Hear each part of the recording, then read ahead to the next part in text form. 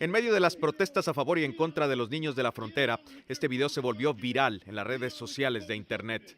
En él se ve a un hombre que enfrenta a un grupo antiinmigrante.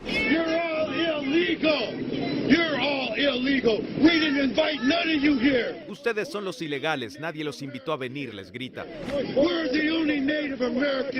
Sí, se trataba de un indio nativo americano que arremetía contra unos manifestantes predominantemente blancos en aquellos días en que la ley SB 1070 de Arizona tenía dividido a este país. Y es que si alguien sabe de lo que es sufrir la intolerancia de los grupos dominantes, esos son quienes llevan la sangre de los primeros pobladores de estas tierras. En Estados Unidos realmente hubo una política de exterminio y marginalización. Es decir, los ingleses y los colonizadores occidentales venían con la idea de apropiarse del territorio, formar sus propias colonias homogéneas con su propia gente, o formar colonias basadas en la esclavitud en el sur de los Estados Unidos, y realmente limpiar el terreno de aquellas personas no deseables. Después se fueron delineando las fronteras y así apareció lo que bien podría ser el primer antecedente de la separación de familias. En las áreas fronterizas, por ejemplo, tenemos, empezando aquí en California, con los Kumeyaay, que están en ambos lados de frontera. La nación, la frontera dividió su nación. Para entonces ya habían sido confinados en reservas, viviendo atrapados entre sus costumbres ancestrales y las leyes de aquel nuevo país que un buen día dejó ver una de sus caras más oscuras.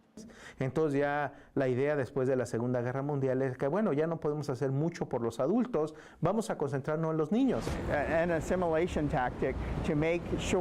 Fue una táctica de asimilación para asegurarse de que los nativoamericanos se perdieran entre la población de Estados Unidos, en las ciudades, en el sistema de los estados, dice Leland Pacheco Morrill, quien sufrió en carne propia una política oficial que sigue dejando sentir sus estragos hasta el día de hoy.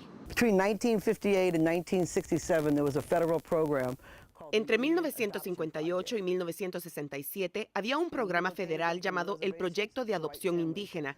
Esas agencias se llevaron a nuestros niños, los sacaron de las reservas para ponerlos en hogares de familias blancas. Con el pretexto de tratar de integrarlos a la cultura estadounidense, sacándolos de la pobreza de sus comunidades, muchos fueron despojados de su familia, de sus tradiciones y después de su identidad legal. Pacheco dice que básicamente era indocumentado porque no tenía un acta de nacimiento, lo que significa que legalmente no estaba autorizado para vivir en Estados Unidos. Entonces fue condenado a vivir como esos 11 millones de inmigrantes sin papeles que hoy residen en las sombras. Pero un buen día, Leland se dio cuenta de que no estaba solo y decidió armar el rompecabezas de esos pasados perdidos que sin dudarlo muchos han decidido salir a buscar. Alejandro Mendoza, Noticias Univisión 34.